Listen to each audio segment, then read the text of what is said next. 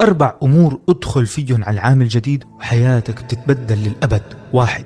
لا تخوض معارك جانبية، لا تفوت بجدالات بتخليك تلتفت عن وجهتك، لأنك حتما رح تتأخر عن الوصول. الله تعالى يقول: يا أيها الذين آمنوا عليكم أنفسكم لا يضركم من ضل إذا اهتديتم. 2.